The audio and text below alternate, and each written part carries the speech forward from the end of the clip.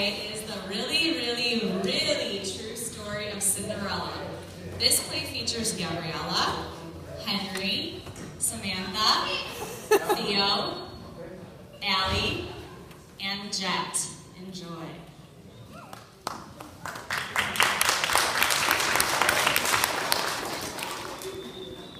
Once upon a time, a long, long time ago, there lived this king guy.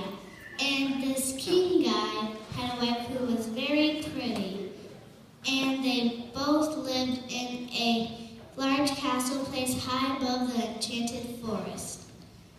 They also had this daughter person who was incredibly beautiful and also very smart. A lot smarter than some of the prince guys who always used to hang around the castle hoping to take Cinderella, for that was her name, on a date through the enchanted forest. As you might expect, Cinderella wanted nothing to do with these guys, who all had the manners of pigs and the personalities of trolls. Well, all that certainly wouldn't make much of a story, other than the fact the princess kept calling Cinderella, and she just kept saying she wasn't interested. Well, as was so often the case in those times, Cinderella's mother died from eating too many of those little hot dogs with the toothpicks that were served at one of the castle balls that they always used to have. This made the king very sad, so he decided to get himself a new wife. He put an ad to the paper, and in no time at all, he was married once again.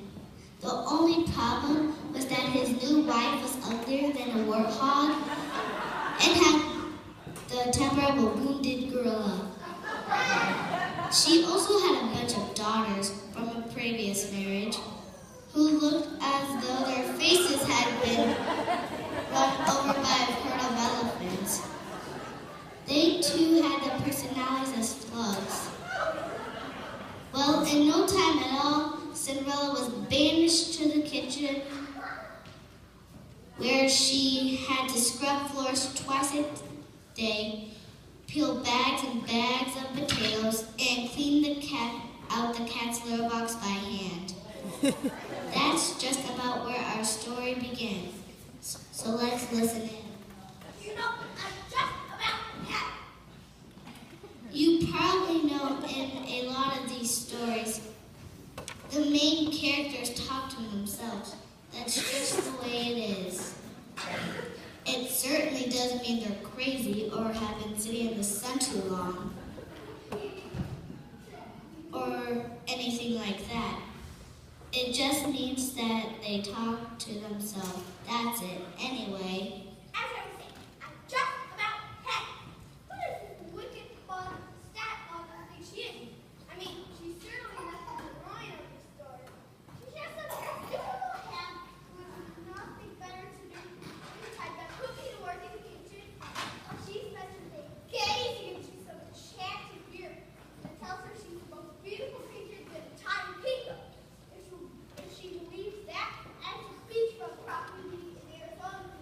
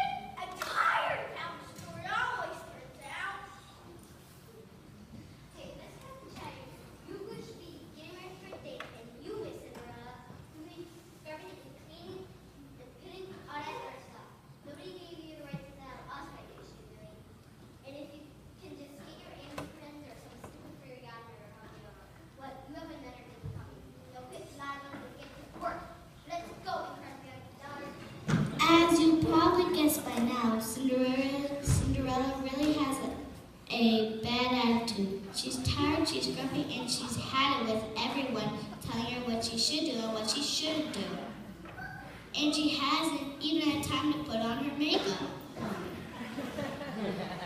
So at this point in the story, you probably expect something magical to happen. The so-called fairy godmother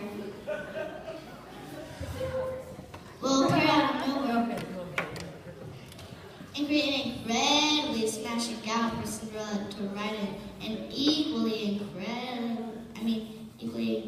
smashing carriage for Cinderella to ride into the castle lands. In fact, that's the way most people remember the story, but that's not the true story. It's the story you heard all these years, but not the true story. But I better let Cindy tell you herself. Well, thanks a lot, but anyway, I really got better with long shirts I had. And I certainly didn't want to go to any dance and have a bunch of quads that all over me all night long.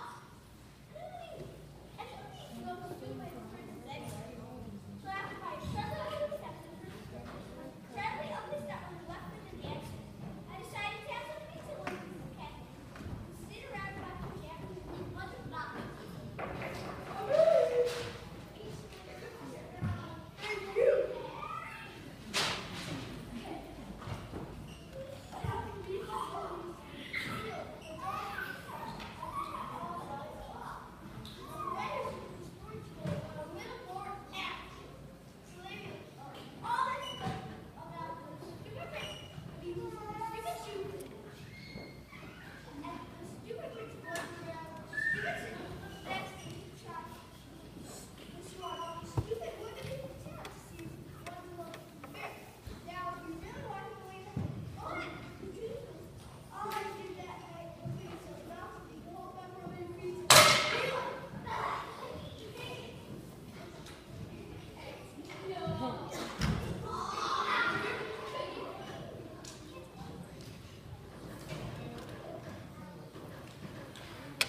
And so there you have it, folks.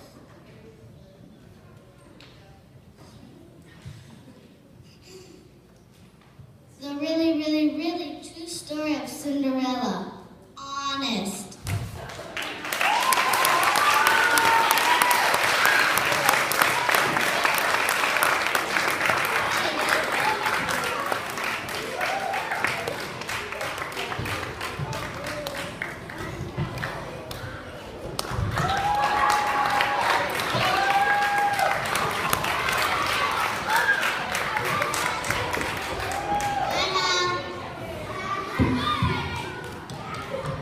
Okay, my arms are too tired. That was great.